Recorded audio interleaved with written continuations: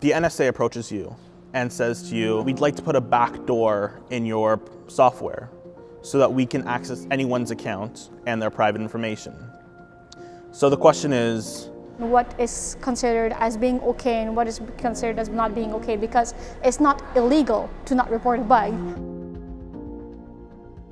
We can imagine that almost every student at the university would benefit from having an opportunity to have some explicit reflections on ethics and how ethics can be used to help with the dilemmas that arise in everyday life. There are a number of career directions that our students are going to pursue as they leave our doors, where they need to be very aware as well of their professional and ethical obligations to whatever it is that they'll be doing their professions. The mere fact that there's an issue for them to think about, this is new to many of the students.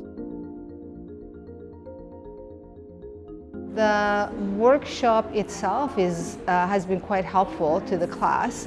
Geoscientists and environmental professionals, they have a huge impact on our work. And this impact has both benefits and risks. So the course becomes really important, and I love the way the workshop has now become an integral part of the course. It helps students understand their ethical responsibility, and it motivates them to behave ethically. The case studies are the important part. I can only provide the sort of general context of the course. You do it nicely because you provide a better and different context. Having the students discuss the case studies among themselves is an important part of that. The fact that you have a well-polished workshop on this, ready to go and able to be customized for any particular course helps as well.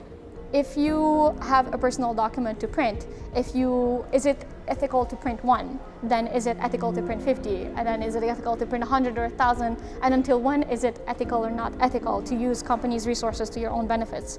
So that was very interesting because my work term before that, I had lots of lecture notes to print. So I remember printing it, and I remember coming in class and hearing that example, and I was like, but at that time, I didn't think I was doing anything wrong. I thought nobody's going to use the paper anyway, so might as well I use it for my own benefit, which is a good thing for my academic use. It's all about ethics in the workplace. So between building software that doesn't fail on you, between creating code that's not ripped off of other people, it's all really about academic integrity and honesty.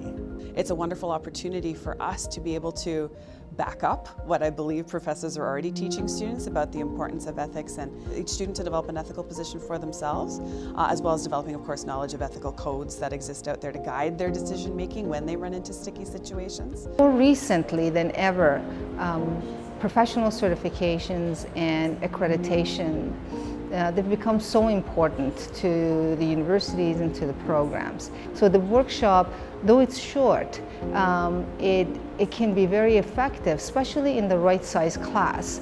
It can be very effective in highlighting the importance of ethics in education and integrating that, because it's not really a separate course that deals with theoretical ethics. What it really does, in my opinion, is that it makes students understand that it is part of their education, it's part of every course, it's part of the program.